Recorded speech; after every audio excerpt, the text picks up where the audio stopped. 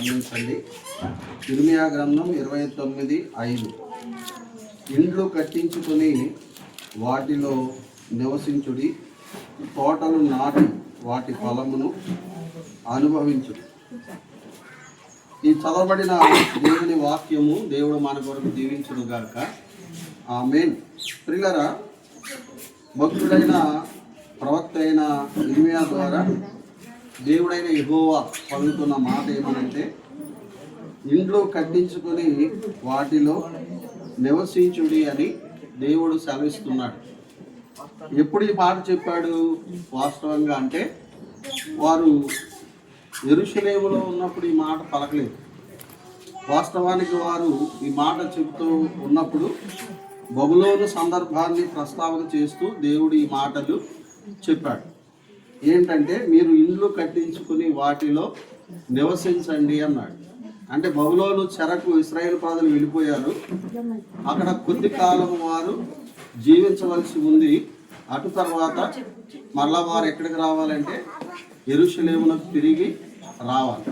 కనుక ఈ కొద్ది కాలము వారు నివసించడానికి వారికి ఏది అవసరం అంటే గృహాలు అవసరం. కాబట్టి మీరు నివసించడానికి యోగ్యముగా ఉండేటట్లు ఇండ్లు కట్టించుకోండి అని దేవుడే చెప్పాడు. ఈ లోకంలో భౌతికంగా మనం నివసించడానికి నివాసం అనేది అవసరమే. 127వ కీర్తనలో యెహోవా ఇల్లు కట్టించకపోతే దాని కట్టువారి ప్రయాసం అంతా కూడా వ్యర్థమే. మరి చెల్లి చిన్న వయసులో ఇంత పెద్ద గృహం నిర్మించుకోవడానికి అది దేవుని కృపే. దేవుడు నిర్మించుకోమని చెప్పి విడిచిపెట్టలేదు, కానీ ఆ ఇంటిని కట్టువాడు కూడా ఎవరు అంటే ఆయనే. కొన్నిసార్లు మన దగ్గర డబ్బు ఉండొచ్చు, కొన్నిసార్లు అధికారాలు ఉండొచ్చు, ప్రజలు ఉండొచ్చు, కానీ అన్నీ సమకూర్చబడటం అనేది చాలాసార్లు జరగదు. ఎందుకంటే మాకు చాలామంది చెప్తారు, ఏమంటే అన్నీ ఉన్నాయి, డబ్బు ఎంత కావాలంటే అంత ఉంది, కానీ మాకు అనుకున్న గృహము మాకు సెట్ అవ్వట్లేదు, ప్రార్థన చేయండి అంటారు. అంటే దేవుని సంకల్పం, దేవుని ఉద్దేశం అనేది మనం గమనిస్తూ ఉన్నప్పుడు ఈ ఇంత గృహం కట్టబడిందంటే అది దేవుని కృప.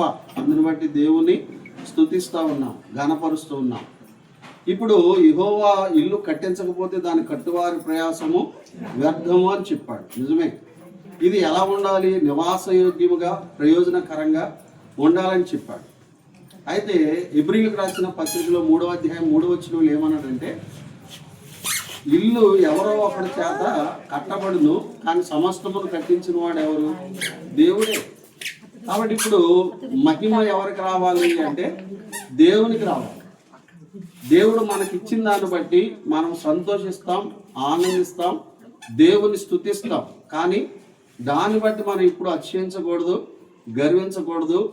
ఇట్టి గొప్ప కార్యం చేసిన దేవునికి మాత్రమే మనం ఏం చెల్లించాలంటే మహిమ, ఘనత, ప్రభావాలు మనం చెల్లించాలి. దేవుని దాసులు చదివించారు. అంటే నాకు సమయం చెప్పారు కాబట్టి నేను త్వరగా ముగించడానికి ఇష్టపడుతున్నాను. ద్వితీయోపదేశకాండంలో 6వ అధ్యాయంలో కూడా మరి దేవుని దాసులు ఒక వచనాన్ని చదివించారు కదా. 12వ వచనంలో మనం చదివితే, దాసుల గృహమైన ఐగుప్తు దేశములో నుండి నిన్ను రప్పించిన యెహోవాను మరవకుండా జాగ్రత్త పడాలి. అది 10 వచనాల్లో దేవుడికి ఆశీర్వాదాల గురించి మాట్లాడుతూ వచ్చాడు. 12వ వచనంలో ఏం చెప్పాడు అంటే దేవుని మర్చిపోవద్దు అంటున్నాడు. ఎందుకని ఈ మాట చెప్పాడు చెప్పండి? ఎందుకు ఈ మాట చెప్పాడంటే, చాలాసార్లు దేవుడిచ్చే ఆశీర్వాదాలు పొందుకొని దేవుని మర్చిపోతారు. కీర్తనకారుడు అన్నాడు, వారు వెంటనే ఆయనను మర్చిపోయి. దావీదు 103వ కీర్తనలో నా ప్రాణమును మర్చిపోవద్దు అంటున్నాడు.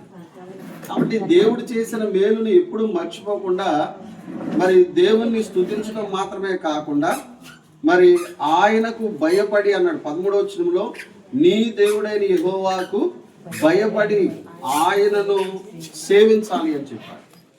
మీ జీవిత దినాల్లో దేవుని పట్ల భయం ఉండాలి, దేవుని పట్ల భక్తి ఉండాలి. అంత మాత్రమే కాకుండా దేవుని సన్నిధిలో ప్రార్థన అనుభవాన్ని కలిగి ఉండాలి. ఆయన సేవించే విషయంలో ఇవన్నీ ఉంటాయి.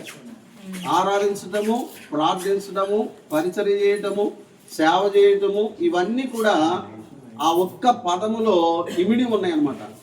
ఎవరు ఆయన్ని సేవించగలరు, ఎవరు ఆయన్ని స్తుతించగలరు, ఎవరు ఆయన్ని ఆరాధించగలరు, ఎవరు ఆయన్ని ప్రార్థన చేయగలరు అంటే అక్కడ అన్నాడు, నీ దేవుడైన యెహోవాకు భయపడి అన్నాడు. దేవుని భయము ఎవరి జీవితంలో ఉంటుందో వారి జీవితంలో వారు ఎక్కువగా ఏం చేస్తారంటే దేవుణ్ణి సేవించగలరు, దేవుణ్ణి ఆరాధించగలరు, దేవుణ్ణి ప్రార్థించగలరు. అబ్రహాము గురించి దేవుడి చక్కని మాట చెప్పాడు కదా, ఇందుని బట్టి నీవు నాకు భయపడేవాడు అని నేను ఎరుగుదుని 24వ అధ్యాయం ఆదికాండంలో చెప్పాడు. అంటే దేవుని భయం మనకు ఉన్నప్పుడు దేవుడు ఏది కోరాడో, దేవుడు ఏది ఇష్టపడుతున్నాడో దాన్ని చేయడానికి మనము ఇష్టపడుతున్నాం. ప్రస్తుత కాలంలో ఎలా ఉందంటే దేవుని గురించిన ఆలోచన మనకు అవసరం లేదు, కానీ దేవుడిచ్చే ఆశీర్వాదాలు మాత్రమే కావాలి. ఇవాళ ప్రజలు ఏం కోరుకుంటున్నారు? ప్రభువుని కోరట్లేదు. ప్రభువా నువ్వు ఉంటే నాకు చాలు అని ఆశపడట్లేదు, నా జీవితంలో నువ్వు ఉండు నాయనా అని కోరుకోవట్లేదు. కానీ ఆయన ఇచ్చే ఆశీర్వాదాల కొరకు లైన్లో ఏం చేస్తున్నారంటే క్యూలు కడుతూ ఉన్నారు. దేవుడు మనల్ని ఎంతగా ఆశీర్వదించినప్పుడు దేవుని కొరకు మనం ఏం చేస్తున్నాం? దేవుని కొరకు మనం ఏం త్యాగం చేస్తూ ఉన్నాం? దేవుని కొరకు ఎంత ప్రయాసపడుతున్నాం? దేవుని చిత్త నెరవేర్పులో మనం ఎంత సమర్పించుకోగలుగుతున్నామో ఒకసారి మనం ఆలోచన చేసుకోవాలండి. ఈరోజు దేవుని పిల్లలు సంపాదించుకోవడం, దాచుకోవడం, కూర్చుకోవడంలోనే ఉన్నారు. కానీ దేవుని కొరకైన ఆలోచన, దేవుని కార్యాల కొరకైన ఆలోచన, అవగాహన చాలామందికి లేనట్లుగా ఉంది. కాబట్టి నేను తెలియజేసేది ఏమంటే దేవుడు మనకు ఎంత ఇచ్చినా దేవుని స్తోత్రమే, కానీ వాటిని బట్టి అతిశయించకూడదు. దావీదు ఉన్నతమైన రాజగృహంలో ఉండి దేని కొరకు ఆలోచన చేస్తూ ఉన్నాడు? నా దేవుని మందస్సం ఎక్కడ ఉంది? గుడారములో ఉంది.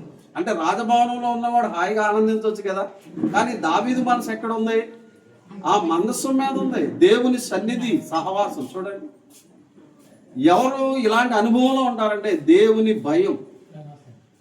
ఈనాడు దేవుని ప్రజల్లో దేవుని భయం బొత్తిగా పోయి వాక్యానికి విరుద్ధంగా ఎవరి ఇష్టానుసారంగా వారు ప్రవర్తిస్తూ ఉన్నారు. కానీ దేవుని వాక్యం అలా చెప్పట్లేదు. అబ్రహాము దేవునికి భయపడిన వాడు అని చెప్పాడు. చూడండి, అబ్రహాం జీవితంలో ఎక్కడికి వెళ్ళినా ఏం చేశాడు అంటే గుడారం ఉంటుంది, బలిపీఠం కూడా, గుడారం బలిపీఠం, గుడారం బలపాట, ఆరాధన బలిపీఠం కట్టాడు, ప్రార్థన బలిపీఠం కట్టాడు, సహవాసపు బలిపీఠం కట్టాడు. ఎందుకని అంటారు అంటే ఆదాము దేవుడు దేనికి శిల్పి నిర్మాణకుడై ఉన్నాడో పునాదులు కలిగిన ఆ పట్టణం కొరకు ఎదురు మనం ఏది కట్టుకున్నా, ఎంత కట్టుకున్నా, ఎంతకాలం? కొద్ది కాలమే. బబులోనులో దేవుడు వారు ఎందుకు చెప్తున్నాడు అంటే మీరు కట్టుకోండి, కానీ మీ మనసు ఇక్కడ ఉండడానికి వీలు, ఎందుకంటే కొద్ది కాలం నేను మిమ్మల్ని తీసుకుని వెళ్ళిపోతాను. జంగారెడ్డి గురించి నేను వచ్చాను, కార్యక్రమం అయిపోయినా నేనేమవుతాను? మరలా వెళ్ళిపోతాను. కొంత సమయం ఇక్కడ అంతే, ఎవరమైనంతే. ఈ లోకంలో నివసించడానికి గృహాలు కొద్ది కాలం, టెంపరీ, తాత్కాలికమే. ఇది శాశ్వతమైనది కానే కాదు. కనుక మన మనసు వీటి మీద ఉండకూడదు. దేవుడు దేనికి శిల్పి నిర్మాణకుడై ఉన్నాడో పునాదులు కలిగిన ఆ పట్టణం కొరకు అబ్రహాం ఏం చేస్తున్నాడు చెప్పండి? ఎదురు చూస్తూ ఉన్నాడంట. డబ్బులున్నాయి అబ్రహాంకి, డాబా కట్టుకోగలడు. ఆ రోజుల్లో డాబాలు ఉన్నాయంటారా? ఉన్నాయి. ట్విన్ సిటీ ఉందండి. ఏంటి? సొదొమ గుమ్మర జంట నగరాలు కదా. ఈనాడు హైదరాబాద్, సికింద్రాబాద్ అన్నట్లుగా సిటీస్ ఉన్నాయి. మరి అబ్రహాం కూడా కట్టుకోగలడు. కానీ నాకు నిలవరమైన పట్టణం ఇది కాదు.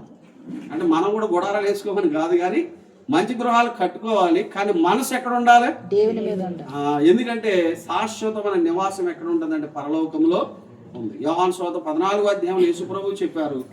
2, 3, 4 వచనాలు మీరు చదువుకున్నట్లయితే, ఇదిగో నేను పరలోకానికి వెళుతున్నాను, మీకు స్థలం సిద్ధపరచ వెళుతున్నాను, మీకు నివాసములు సిద్ధపరచ వెళుతున్నాను అని చెప్పాడండి. అది శాశ్వతమైన నివాసం, శాశ్వతమైన గృహం ఎక్కడ ఉంది? పరలోకంలో ఉంది. ఎవరికి ఉంది? ఆయన నమ్మిన వాళ్ళందరికీ కూడా ఉంది. ఈ లోకంలో ఎవరైనా స్థలాలు కట్టుకోవచ్చు, ఇల్లు కట్టుకోవచ్చు, అందులో కాపురాలు చేయొచ్చు, నిజమే. కానీ ఇది శాశ్వతమైనది కాదు. కానీ ఉండబోయేది శాశ్వతం, అది పరలోకములో ఉంది, అది నిత్యత్వంలో ఉంది అనే మాటలు ప్రభు అయిన యేసుక్రీస్తు వారు స్పష్టంగా చెప్పాడు. మరి అక్కడ ఫ్లాట్ ఎలా కొనుక్కోవాలా? ఏమండి, అక్కడ మనకు నివాసం ఎలా కట్టుకోవాలా? ఇక్కడంటే డబ్బు ఉంది, ఏదో కట్టుకున్నాం అనుకుందాం. మరి అక్కడ ఈనాడు చూడండి, అంతరిక్షంలోకి వెళ్ళడానికి గొప్ప గొప్ప ధనవంతులు పోటీ పడుతున్నారు కదా, స్థలాలు కూడా అమ్ముతున్నారండి. చూడండి, మనం ఇక్కడ కొనుక్కోవడమే కష్టం, ఇంకా అక్కడ ఎలా దొరుకుతుంది మనకి? కానీ చాలా ఈజీగా మనకి పరలోకంలో ఫ్లాట్, పరలోకంలో నివాసం దేవుడు నీ కొరకు నా కొరకు సిద్ధపరుస్తున్నాడు. ఎవరికి అంటే ప్రభు అయిన యేసుక్రీస్తునందు విశ్వాసం ఉంచిన వారికి, యేసు ప్రభు రక్తములో తమ పాపములు కడుక్కున్న వారికి, యేసు ప్రభు ద్వారా రక్షించబడిన ప్రతి వారికి. ఎప్పుడైతే మనం ఈ లోకంలో క్రీస్తు ప్రభు రక్తములో మన పాపాలు కడుక్కొని రక్షించబడతామో నీ పేరు నా పరలోకంలో ఒక ఫ్లాట్ రెడీ అవుతుంది. శిష్యులతో అన్నాడు, దయ్యాలు లోబడుతున్నాడు, మీరేమో ఆనందపడకండి, మీ పరలోకములో మీ పేరు జీవగ్రంథంలో వ్రాయబడింది. ఎప్పుడైతే నేను రక్షించబడ్డాను, నా పేరు జీవగ్రంథంలో ఉందంటే నాకు ఒక ఫ్లాట్ అక్కడ దేవుడు సిద్ధమో చేశాడు. ఆ రోజు నుండి దేవుని కొరకు నేను సమర్పణ చేసుకుని బ్రతుకుతున్న బ్రతుకును బట్టి నాకు ఒక నివాసం అక్కడ దేవుడు ఏం చేస్తా ఉంటాడు. అక్కడ నివాసం ముగింపోయినాక జయశ్రత్నం రాజు వచ్చే నీ ఇల్లు రెడీ అయిపోయింది, గృహప్రవేశం చేద్దామని దేవుడు నన్ను ఏం చేస్తాడు చెప్పండి? పిలుస్తాడు. ఇది నాకు మాత్రమే కాదు, ఆయన యందు విశ్వసించిన ప్రతి వారికి దొరికే గొప్ప భాగ్యం. మరి ఈ గృహంలో అందరూ మీరు ప్రవేశించే ఉంటారు, కానీ ఆ గృహంలో ప్రవేశించాలంటే చెప్పాలి మీకు. ఆ గృహంలో ప్రవేశించాలంటే ఏం చేయాలి?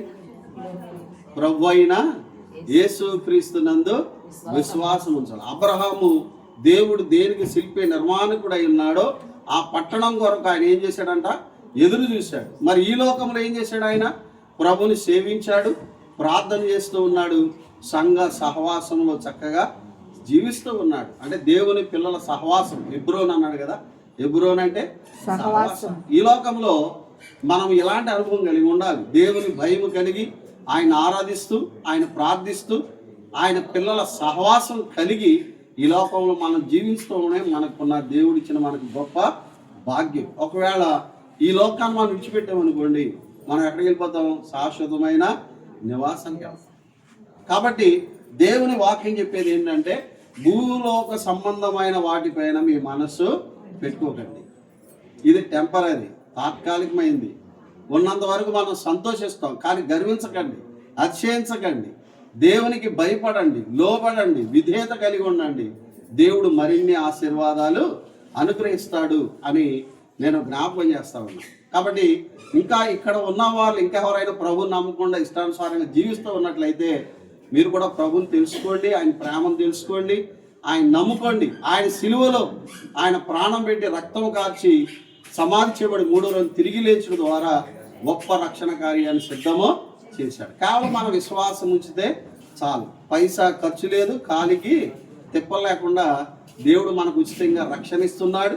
అంత మాత్రమే కాదు, పరలోకములో మన కొరకు స్థలము, గృహాలు కూడా ఆయన సిద్ధపరుస్తున్నాడు. అది శాశ్వతమైనది, అది నిత్యమైనది. దాని కొరకు దేవుని పిల్లలంగా మనల్ని మనము సిద్ధం చేసుకుందాం. దేవుడి మాటలు మన అందరి కొరకై దీవించి ఆశీర్వదించును గాక. ఆమేన్.